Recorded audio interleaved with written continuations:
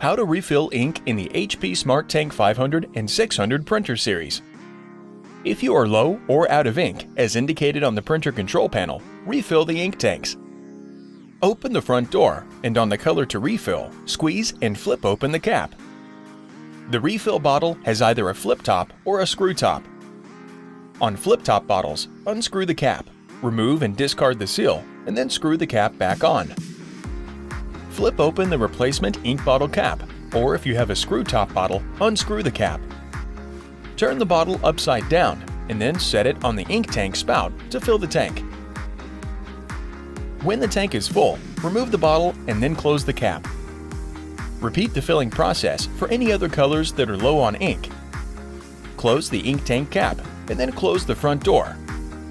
Save any extra ink for when you are low on ink again.